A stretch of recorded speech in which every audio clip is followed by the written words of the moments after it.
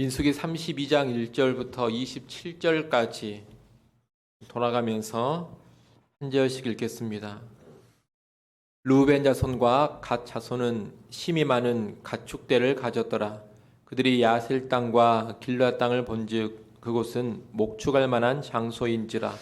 갓 자손과 르우벤 자손이 와서 모세와 제사장 엘레아살과 회중 지휘관들에게 말하여 이르되 아다롯과 디본과 야셀과 니므라와 헤스본과 엘르알레와 스밤과 느보와 부원 곧 여호와께서 이스라엘 회중 앞에서 쳐서 멸하신 땅은 목축할 만한 장소요 당신의 종들에게는 가축이 있나이다. 또 이르되 우리가 만일 당신에게 은혜를 입었으면 이 땅을 당신의 종들에게 그들의 소유로 주시고 우리에게 요단강을 건너지 않게 하소서. 모세가 갓 자손과 르우벤 자손에게 이르되 너희 형제들은 싸우러 가거늘 너희는 여기 앉아 있고자 하느냐. 너희가 어찌하여 이스라엘 자손에게 낙심하게 하여서 여호와께서 그들에게 주신 땅으로 건너갈 수 없게 하려 하느냐. 너희 조상들도 내가 가데스바네아에서 그 땅을 보라고 보냈을 때에 그리하였었나니. 그들이 에스골 골짜기에 올라가서 그 땅을 보고 이스라엘 자손을 낙심하게 하여서 여호와께서 그들에게 주신 땅으로 갈 수 없게 하였었느니라. 그때 여호와께서 진노하사 맹세하여 이르시되 애굽에서 나온 자들이 20세 이상으로는 한 사람도 내가 아브라함과 이삭과 야곱에게 맹세한 땅을 결코 보지 못하리니 이는 그들이 나를 온전히 따르지 아니하였음이니라. 그러나 그나스 사람 여분네의 아들 갈렙과 눈의 아들 여호수아는 여호와를 온전히 따랐느니라 하시고 여호와께서 이스라엘에게 진노하사 그들에게 40년 동안 광야에 방황하게 하셨으므로 여호와의 목전에 악을 행한 그 세대가 마침내는 다 끊어졌느니라. 보라 너희는 너희의 조상의 대를 이어 일어난 죄인의 무리로서 이스라엘을 향하신 여호와의 노를 더욱 심하게 하는도다. 너희가 만일 돌이켜 여호와를 떠나면 여호와께서 다시 이 백성을 광야에 버리시리니 그리하면 너희가 이 모든 백성을 멸망시키리라. 그들이 모세에게 가까이 나와 이르되 우리가 이곳에 우리 가축을 위하여 우리를 짓고 우리 어린 아이들을 위하여 성읍을 건축하고 이 땅에 온주민이 있으므로 우리 어린 아이들을 그 견고한 성읍에 거주하게 한 후에 우리는 무장하고 이스라엘 자손을 그곳으로 인도하기까지 그들의 앞에서 가고 이스라엘 자손이 각기 기업을 받기까지 우리 집으로 돌아오지 아니하겠사오며 우리는 요단 이쪽 곧 동쪽에서 기업을 받았사오니 그들과 함께 요단 저쪽에서는 기업을 받지 아니하겠나이다. 모세가 그들에게 이르되 너희가 만일 이 일을 행하여 무장하고 여호와 앞에서 가서 싸우되 너희가 다 무장하고 여호와 앞에서 요단을 건너가서 여호와께서 그의 온수를 자기 앞에서 쫓아내시고 그 땅이 여호와 앞에 복종하게 하시기까지 싸우면 여호와 앞에서나 이스라엘 앞에서나 무지하여 돌아오겠고 이 땅은 여호와 앞에서 너희의 소유가 되리라마는 너희가 만일 그같이 아니하면 여호와께 범죄함이니 너희 죄가 반드시 너희를 찾아낼 줄 알라. 너희는 어린 아이들을 위하여 성읍을 건축하고 양을 위하여 우리를 지으라. 그리하고 너희의 입이 말한 대로 행하라. 갓 자손과 르우벤 자손이 모세에게 대답하여 이르되 주의 종들인 우리는 우리 주의 명령대로 행할 것이라. 우리의 어린 아이들과 아내와 양떼와 모든 가축은 이곳 길르앗 성읍들에 두고 같이 봅니다. 종들은 우리 주의 말씀대로 무장하고 여호와 앞에서 다 건너가서 싸우리이다. 아멘. 오늘 본문은 일부 지파들이 요단강 동편의 땅을 자기들의 기업으로 달라는 요구와 관련된 내용입니다. 미디안 족속의 정복 전쟁이 끝난 후에 르우벤 지파와 갓 지파가 와서 모세에게 요단 동편 땅을 기업으로 달라고 요구합니다.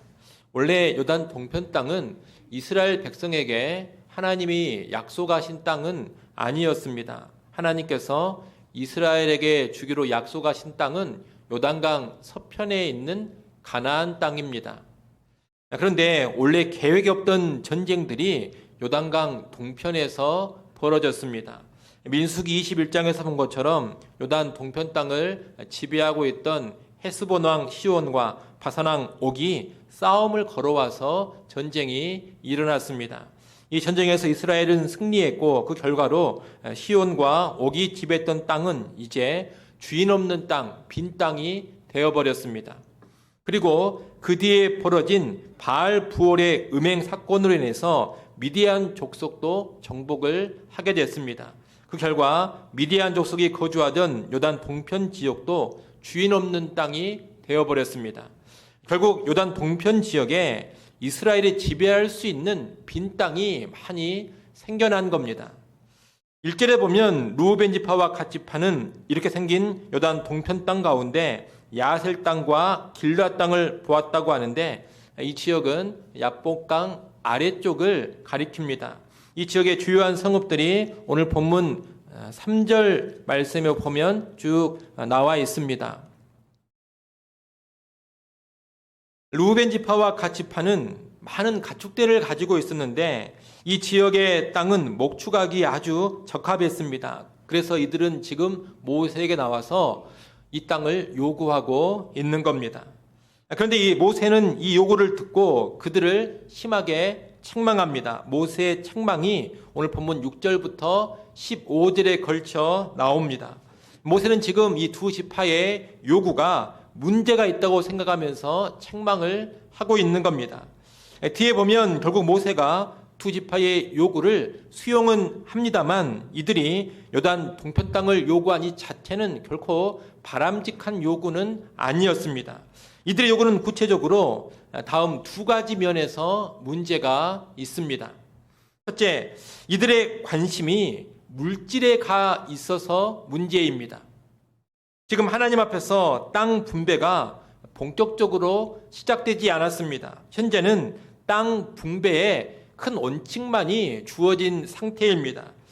땅 분배의 원칙은 무엇입니까? 지파별로 제비 뽑아 땅을 분배받되 그 다음에는 각 가문의 사람 숫자대로 땅을 분배받는 겁니다. 1차적으로는 각 지파가 제비 뽑아 하나님이 주시는 대로 땅을 받습니다. 그리고 그 다음에 각 지파 안에 있는 가문 단위로는 숫자가 많은 가문이 더 많은 땅을 지파 안에서 받도록 하는 겁니다. 이러한 땅 분배의 큰 원칙은 주어졌지만 아직 땅은 분배되지 않은 상태입니다. 이제 가나안 땅이 이 원칙에 따라서 분배될 겁니다. 그런데 지금 루벤 지파와 갓 지파는 본격적인 땅 분배가 시작되기도 전에 먼저 와서 자기들에게 가장 이익이 될 만한 땅을 달라고 요구하고 있는 겁니다.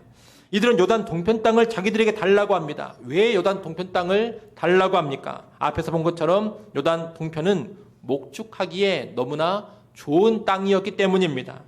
루벤 지파와 갓 지파는 자기들의 목축업을 어떻게든 더 번성케 하고 싶어서 요단 동편 땅을 모세에게 요구하고 있는 겁니다. 이를 보면 이들은 대단히 물질 중심적인 가치관으로 움직이고 있습니다.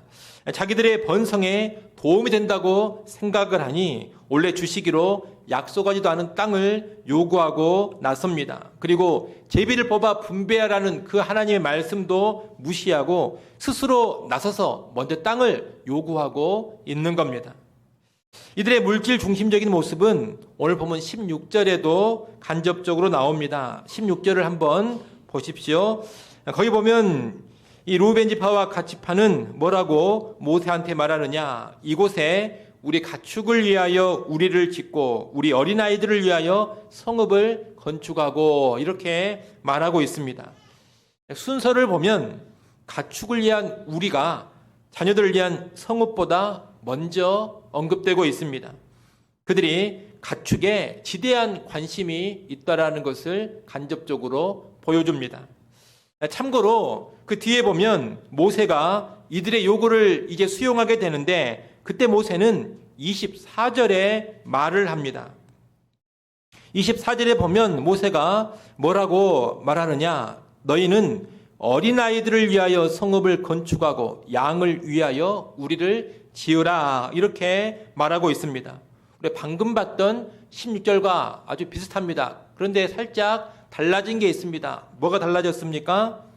순서가 달라졌습니다. 르우벤 지파 갓 지파가 말할 때는 가축을 위한 우리가 먼저였습니다. 그러나 모세는 어린 자녀들을 먼저 앞세우고 있습니다. 어린아이들을 위하여 성읍을 건축하고 이것을 먼저 앞에다 말하고 있다는 겁니다. 르우벤과 갓 지파는 그들의 생업인 목축에 지금 지대한 관심이 있는데 모세는 간접적인 차원이긴 하지만 그 순서를 살짝 바꿔주고 있는 겁니다. 이렇게 요단 동편 땅을 달라고 하는 지파들의 요구는 물질 중심적인 성향이 깃들여 있습니다. 달리 말하면 자기 입속을 우선적으로 챙기는 그런 모습이 반영되어 있다는 겁니다. 요단 서편에 가나안 땅을 주겠다고 하신 하나님의 약속이나 하나님이 주신 땅 분배의 원칙은 도외시하고 있습니다. 그들은 자기들의 입속, 자기들의 생업, 자기들의 목축에만 우선적인 관심이 가 있는 겁니다. 그래서 이들의 요구가 바람직하지 않습니다. 여러분, 뭔가 새로운 것을 요구하고 요청할 수 있습니다. 원래 하나님의 계획이 없던 것을 우리가 나가서 요구할 수도 있는 겁니다. 또 교회 사역도 원래 계획이 없던 것을 누군가 나서서 요구할 수 있고 요청할 수 있습니다. 새로운 요구, 새로운 요청이 얼마든지 가능하다는 겁니다. 그런데 뭔가 새로운 것을 요구하고 요청할 때에는 더 나은 믿음의 희도로서의 요청일 때에 의미가 있는 겁니다. 하나님이 주신 약속에 더욱 충실하고자 뭔가 새로운 것을 요구하고 또 하나님이 주신 말씀에 더욱더 온전히 순종하고자 뭔가 요청을 했을 때 그런 요구, 그런 요청이 의미가 있다 이 말입니다. 우리가 뒤에 여호수아서를 보게 되면 가나안 정복 전쟁에서 여러분 잘 아시는 것처럼 갈렙이 요구하는 그런 장면이 나옵니다. 갈렙이 무엇을 요구하느냐? 헤브론을 나에게 기업으로 달라, 그렇게 요구를 합니다. 요청을 하고 있는 겁니다. 특정한 성읍을 자기에게 달라 이렇게 먼저 요청을 갈렙이 하고 있습니다. 헤브론 성읍이 굳이 갈렙에게 꼭 먼저 분배될 이유는 없습니다. 다른 사람에게 분배될 수도 있습니다. 그런데 갈렙은 먼저 나서서 나한테 그 성읍을 달라고 요청을 한 겁니다. 그런데 갈렙의 그 요청은 자기 입속이나 챙기려고 하는 그런 요청이 결코 아닙니다. 당시 헤브론은 아낙 자손, 다시 말하면 거인족이 거주하고 있는 성읍이었습니다. 그래서 정복하기가 가장 힘든 곳이었습니다. 다시 말하면 남들은 회피하고 싶은 성읍이 헤브론이었다는 겁니다. 갈렙은 바로 가장 부담스러운 성읍 그 헤브론을 자기가 먼저 나서서 나에게 달라고 요청을 한 겁니다. 그 요청은 가나안 땅을 너에게 주겠다는 하나님의 약속을 믿는 믿음에서 나온 요청입니다. 하나님의 약속을 더 믿고 그 약속을 더 온전히 붙잡는 가운데 그런 요청을 했다는 겁니다. 여러분, 그런 요청이 의미가 있는 겁니다. 그러나 그저 자기들의 안락함이나 자기들의 편안함, 자기들의 입속이나 더 챙기려는 그런 욕망에서 나오는 요청과 요구는 결코 바람직하지 않습니다. 교회에서도 보면 교회를 향해서 또는 지도자를 향해서 뭔가 요청하는 일들이 있습니다. 개인 성도가 뭔가 요청을 하기도 하고 때로는 부서나 기관에서 요구를 하기도 합니다. 그런데 그런 요구, 그런 요청을 들어보면 보통 둘 중에 하나입니다. 어떤 요청은 하나님을 더 신뢰하고 하나님의 약속을 더 믿고 하나님 말씀에 더 온전히 순종하기 위해서 나오는 요청입니다. 더 헌신하고 더 충성하고 더 귀한 섬김을 하기 위해서 나오는 그런 요청이 있다는 겁니다. 굳이 교회에서 먼저 이것을 하십시오 말도 안 했습니다. 그런데 자원에서 앞장서서 더 헌신을 하겠다는, 더 순종을 하겠다는 그런 요구, 그런 요청이 있다는 겁니다. 그런 요청은 의미 있고 귀한 것입니다. 그에 따르는 복이 반드시 있을 겁니다. 그런데 이와 반대로 계산이 빨라가지고 이렇게 하는 것이 훨씬 더 편하지 않을까? 이렇게 해야 내가 더 이익이지 않을까? 이렇게 해야 우리가 더 수월하지 않을까? 이런 가운데 나오는 요청이 또 있습니다. 한마디로 자기들의 입속을 먼저 챙기는 요청입니다. 그런데 이런 요청은 바람직하지가 않다는 겁니다. 이런 요청은 결코 복된 결과를 가져오지 않습니다. 여러분, 뭔가 새로운 요청, 새로운 요구를 할 때는 하나님을 향해서 하든 교회를 향해서 하든 믿음의 진전을 더 이루고 하나님의 약속, 하나님 말씀에도 온전히 순종하기 위해서 나오는 그런 요청, 그런 요구를 하시기를 바랍니다. 그런 요청이 아니라면 차라리 아무 말 하지 않고 가만히 있는 것이 훨씬 더 나을 겁니다. 더 잘하지는 못할 망정 왜 굳이 입속 챙기는 요청을 해서 신앙의 퇴보를 이루려고 하십니까? 여러분, 그런 요청을 꼭 주의하시기를 바랍니다. 믿음의 요청을 하시되 자기 입속을 챙기는 요청은 자제하는 그런 성도들이 꼭 되시기를 바랍니다. 둘째로 이들의 요구는 가나안 정복 전쟁에 동참하지 않겠다 이런 의도로 읽혀질 수 있는 요청이어서 바람직하지가 않습니다. 하나님이 약속하신 땅은 좀 전에 말씀드린 것처럼 요단강 서편의 가나안 땅입니다. 그런데 이들이 요단 동편 땅을 분배받으면 요단강을 건너서 싸울 필요가 없어집니다. 만약 이 두 지파가 요단 동편에 거주하고 나머지 지파들은 요단강을 건너서 가나안 정복 전쟁에 들어진다고 생각을 해보십시오. 그러면 요단강을 건너는 나머지 지파들이 힘이 나겠습니까? 싸울 의욕이 사라져버리지 않겠습니까? 아니, 쟤네들은 여기서 편안하게 있는데 이제 우리만 건너가서 죽도록 싸워야 하는구나. 괜히 우리만 고생하는 것 아닌가? 우리 지파들도 그냥 요단 동편에 눌러 앉으면 좋지 않을까? 굳이 우리가 요단강을 건너서 싸울 필요가 있을까? 우리도 요단 동편 땅을 달라고 요구하자. 여러분, 이런 마음이 들지 않겠습니까? 그렇게 되면 자칫 가나안 정복을 포기해버렸던 출애굽 1세대 자기들의 조상의 전철을 밟을 수가 있습니다. 예전 가데스 바네아에서 이스라엘 백성은 가나안 정복은 불가능하다고 보고했던 10명의 믿음 없는 정탐꾼들의 말을 듣고서 원망을 하면서 얼마나 무거운 징벌을 받았습니까? 그런데 지금 그와 유사한 일이 벌어질 수가 있다는 겁니다. 우리는 요단 동편 땅에 거주하겠다는 이 두 지파의 말을 듣고서 나머지 지파들의 정복 의욕이 다 사라져버릴 수 있다는 겁니다. 그래서 모세는 오늘 본문에 보면 6절, 7절에 질책을 합니다. 너희의 요구는 다른 이스라엘 자손들을 낙심케 해서 하나님의 계획 전체를 위태롭게 하는 요구다. 이렇게 질책을 하는 겁니다. 이어 8절로 15절에서는 예전에 가데스 바네아에서 이 일을 상기시키면서 너희는 결코 그런 죄를 지어서는 안 된다라고 엄중히 경고하며 책망을 하고 있습니다. 한마디로 요단 동편 땅을 달라는 이 두 지파의 요구는 전쟁을 앞두고 있는 전체 이스라엘 백성의 사기를 떨어뜨리는 그런 요구인 겁니다. 우리는 이런 요구도 조심해야 합니다. 여러분, 나의 어떤 요구나 요청이 내가 속한 기관이나 내가 속한 부서 전체에 사기를 떨어뜨리는 그런 요청, 요구는 아닌가 늘 살피셔야 됩니다. 또는 나의 요구나 우리의 요구가 전체 교회의 영적 사기를 떨어뜨려 버리는 그런 요구는 아닌가, 이것도 늘 살피셔야 됩니다. 간단히 말하면 교회 사역이나 하나님의 일에 찬물을 끼얹어 버리는 그런 요구, 그런 요청은 아닌가 늘 살피시라는 겁니다. 중요한 사역을 앞두고 있거나 한창 의욕적으로 하나님의 일을 추진하려고 하는 그런 상황에서 간혹 뜬금없는 요구를 하면서 힘 빠지게 만드는 그런 사람들이 꼭 있습니다. 전체적인 분위기가 아주 좋습니다. 우리가 한번 열심히 신앙생활을 해보자. 하나님 나라를 위해서 더 온전히 헌신을 한번 해보자. 교회를 위해서 우리 이렇게 한번 열심히 섬겨보자. 그런 분위기가 만들어져 가고 있습니다. 그런 분위기 가운데 말씀에 더 순종하는 방향으로 열심과 헌신이 나오려고 합니다. 근데 꼭 그때 꼭 그렇게 해야 됩니까? 저는 하기가 싫습니다.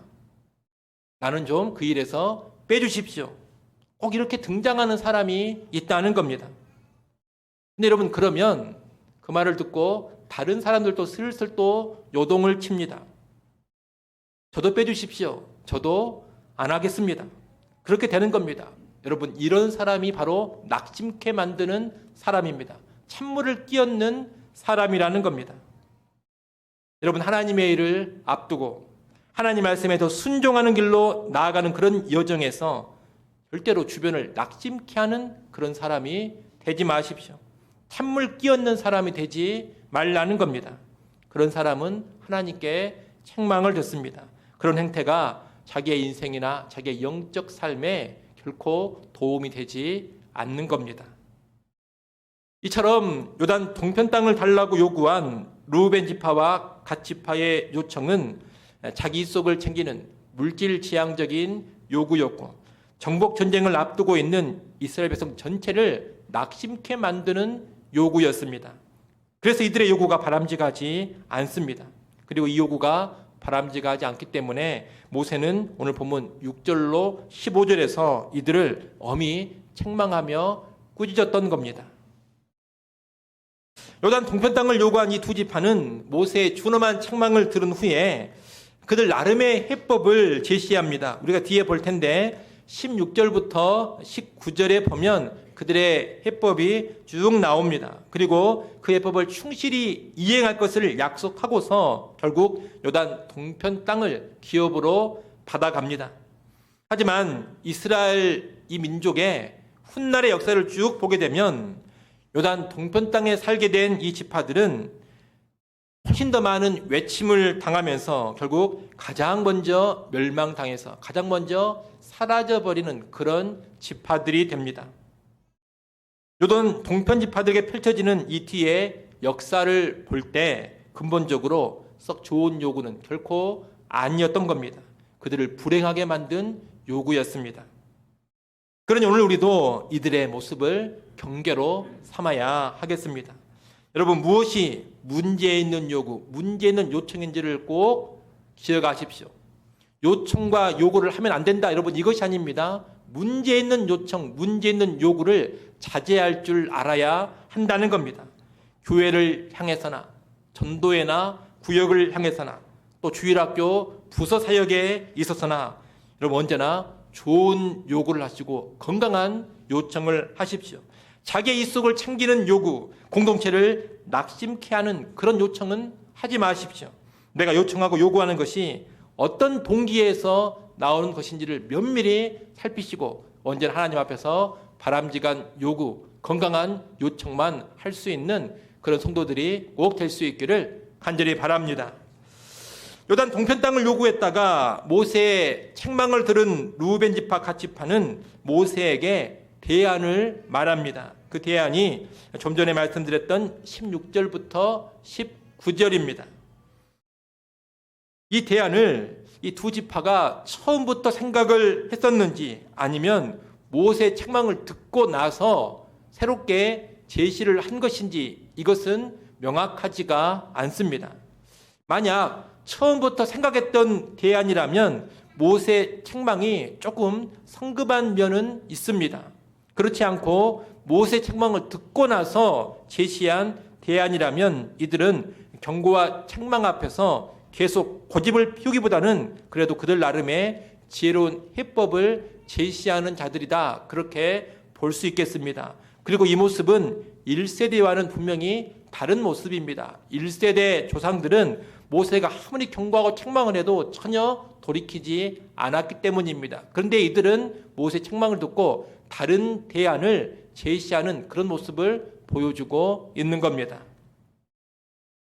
16절로 19절의 내용을 보면 그들은 뭘 말하느냐, 자기들이 우선 가축의 우리와 어린아이들을 위한 성읍을 건축한 후에 그곳에 어린아이들과 아내들을 남겨두고 자기들은 요단강을 건너가서 이스라엘 모든 지파의 선봉에 서서 앞장서서 싸우겠다, 그렇게 말합니다. 그리고 가나안 땅 정복 전쟁을 다 마칠 때까지 요단 동편으로는 돌아오지 않겠다고 합니다. 그리고 요단 서편에서는 비록 자기들이 전쟁을 한다 하더라도 그 어떤 기업도 받지는 않겠다, 그렇게 말합니다. 한마디로 요단 동편 땅을 받게 된다면 가나안 정복 전쟁을 절대로 회피하지 않고 오히려 가장 앞에 서서 싸우겠다, 이 이야기를 하는 겁니다. 이들의 말을 듣고서야 모세는 조건부로 허락을 합니다. 20절로 24절에 그 내용이 나옵니다. 모세는 너희는 반드시 요단강을 건너 정복 전쟁에 앞장서서 싸우라고 합니다. 그리고 정복 전쟁이 끝나기까지 싸워야 한다고 합니다. 다시 말하면 정복 전쟁이 다 끝날 때까지 너희는 언제나 선봉에 서서 싸워야 한다, 이렇게 말하는 겁니다. 이렇게 해야지만 요단 동편 땅이 너희의 소유가 되리라고 합니다. 만약 그렇게 하지 않으면 여호와께 범죄하는 일이 되리라고 합니다. 하나님께서 그것을 죄로 간주하시고 그 죄를 물으신다는 겁니다. 모세의 말은 가나안 정복 전쟁에는 모든 이스라엘 백성이 하나 되어 드려져야 한다는 것을 천명하는 말입니다. 특히 뭔가 우선적인 혜택을 받았다면 가장 앞장서서 가장 수고로운 헌신을 해야 한다는 원리도 가르쳐주는 말입니다. 모세의 말을 듣고서 르우벤 지파와 갓 지파는 그렇게 하기로 약조를 하면서 오늘 본문의 내용이 마무리됩니다. 여러분, 르우벤 지파와 갓 지파는 어찌됐건 결과적으로 가장 비옥한 땅을 받게 됩니다. 그리고 가장 먼저 땅을 요구해서 받았습니다. 이들은 한마디로 땅 분배와 연관해서 최고의 혜택을 누리게 된 겁니다. 최고의 혜택을 누렸다면 이제 그들은 그에 걸맞는 헌신을 해야 합니다. 그래서 가장 앞장서서 싸워야 하는 겁니다. 이 원리는 지금도 동일합니다. 우리가 기억을 해 두어야 할 원리입니다. 일단 교회의 사역을 비롯한 영적 전쟁은 모든 성도가 다 같이 드려져야 하는 겁니다. 누구는 하고 누구는 하지 않고 그러면 안 됩니다. 교회가 감당할 사역, 교회가 감당해야 될 하나님 나라의 일은 모든 성도가 다 같이 하나 되어 감당해야 하는 겁니다. 사역이나 영적 전쟁에서 절대로 빠지거나 회피하는 사람이 있으면 안 됩니다. 그런 가운데 이런 교회의 사역과 영적 전쟁에서 가장 앞장서서 나가야 될 사람들은 누구냐? 많은 혜택을 받은 사람입니다. 많이 누리고 있는 사람, 우선적인 혜택을 얻은 사람입니다. 하나님으로부터 뭔가 더 나은 혜택을 받고 더 많은 것을 받고 더 많은 것을 누리고 있는 사람들, 여러분, 이 사람들이 언제나 교회의 사역과 영적 전쟁에서 선봉에 서야 하는 겁니다. 직분으로 따진다면 지도자들인 목사와 장로, 교육자들이 언제나 선봉에 서야 합니다. 특히 목사를 비롯한 교육자들은 여하튼 교회로부터 가장 많은 혜택을 받고 있는 사람들임에 틀림없습니다. 하나님의 부르심도 분명히 있지만 교육자들은 그 자체로 교회 성도들의 존경을 받습니다. 나이가 어려도 교육자라는 그 이유 하나 때문에 존중받는 자들이 교육자들입니다. 때로 미숙함이 있어도 성도들이 다 목사님, 전도사님 이러면서 높여줍니다. 나이가 어리고 미숙해 다 님자를 붙여준다는 겁니다. 또 교육자들에게는 교회가 많든 적든 사례비를 줍니다. 풀타임 사역자들의 생계를 책임지는 것은 교회가 하나님의 말씀에 순종해서 마땅히 해야 될 일입니다. 그러니 교회가 사례를 주는 것으로 위세를 부릴 필요도 없고 부려서도 안 됩니다. 교역자들을 고용인 취급해서는 절대로 안 됩니다. 그러나 교역자 입장에서는 어찌됐건 교회에서 사례를 받으며 사역을 하고 있는 겁니다. 그러니 일반 성도들보다 마땅히 더 앞장서서 수고하고 희생하고 헌신해야 하는 겁니다. 교역자가 일반 성도보다 못하다 그러면 볼장 다 본 교역자입니다. 더 이상 볼 필요도 없는 교역자인 겁니다. 일반 성도보다 못해가지고 무슨 교역자 역할을 하겠습니까? 성도들 중에서는 장로들이 가장 앞장서 싸워야 합니다. 여러분, 그래도 교회에서 지도자 대우받는 사람들이 장로들 아닙니까? 교회의 중요한 의사결정권을 가지고 있는 사람들 아닙니까? 그런 권리를 가지고 교회를 다스려가는 그런 사람들 아닙니까? 장로가 돈 받고 그런 것은 아니지만 어찌됐건 교회에서 나름 존경을 받고 나름 권리를 행사하는 그런 사람들이 장로들입니다. 그러니 직분으로 따진다면 성도들 가운데 장로들이 가장 앞장서서 싸워야 하는 겁니다. 앞장서서 싸운다. 여러분, 선봉에 서야 한다 이 말입니다. 여러분, 선봉에 서면 적군을 제일 먼저 맞이하게 됩니다. 선봉에 서면 피도 제일 먼저 흘리게 됩니다. 선봉에 서면 수고도 제일 먼저 하게 됩니다. 그리고 선봉에 서면 죽을 때도 가장 먼저 죽습니다. 그것이 선봉에 서는 것, 그것이 앞장 서는 겁니다. 교회의 직분을 생각한다면 목사와 교육자들, 장로들이 바로 그런 선봉에 서야 한다는 겁니다. 가장 앞에서 피 흘릴 일이 있으면 가장 먼저 피를 흘려야 되고, 희생해야 될 일이 있으면 가장 먼저 희생을 해야 되고, 죽을 일이 있으면 그들이 가장 먼저 죽어야 합니다. 여러분, 성도들 등 떠밀면서 죽으라 죽으라 할 것이 아니라 교육자와 장로들이 앞장서서 죽음의 길로 가야 이게 제대로 사역을 하고 있는 겁니다. 직분이 아닌 능력을 따진다면 능력을 많이 가진 사람들이 앞장서서 싸워야 합니다. 소위 엘리트라고 불리우는 사람들, 능력자로 여겨지는 사람들, 그런 사람들이 앞장서서 싸워야 한다는 겁니다. 재산으로 따진다면 누가 앞장서야 되겠습니까? 재산으로 따진다면 부자들이 앞장서서 싸워야 합니다. 건강으로 따진다면 누가 앞장서야 되겠습니까? 건강한 사람들이 앞장서서 싸워야 합니다. 왜 그렇습니까? 엘리트들, 부자들, 건강한 사람들은 어찌됐건 하나님께 더 받았기 때문입니다. 현재 더 많은 혜택을 누리고 있기 때문입니다. 이런 사람들이 늘 선봉에 서야 하는 겁니다. 엘리트들, 부자들, 건강한 사람들이 더 많이 희생하고 더 많이 수고하고 더 많이 헌신해야 합니다. 자기의 것을 더 많이 내놓아야 합니다. 그것이 하나님의 원리입니다. 예수님은 이 원리를 뭐라고 말씀을 하셨느냐? 많이 받은 자에게는 많이 찾는다. 그렇게 간결하게 말씀을 하셨습니다. 여러분, 많이 받은 자에게 많이 찾으십니다. 다시 말하면 많이 받은 자에게 하나님은 더 많은 것을 요구하십니다. 많이 받은 자들이 가장 앞에 서서 싸우기를 원하십니다. 앞장서서 수고하고 희생하고 헌신하기를 원하십니다. 그런 여러분, 하나님의 일에 모든 성도들이 빠짐없이 나가 싸우되 교역자와 장로들, 그리고 있는 자와 더 가진 자들이 앞장서서 싸우기를 바랍니다. 자기를 더 드리고 자신의 것을 더 바칠 수 있기를 바랍니다.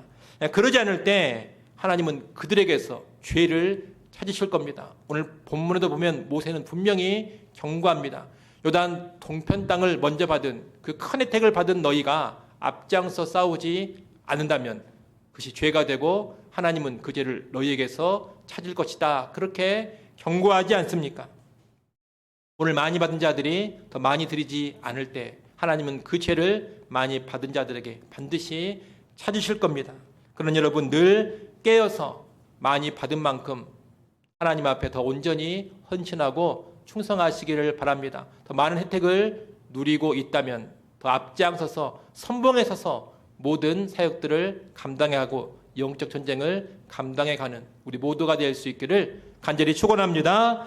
기도하겠습니다.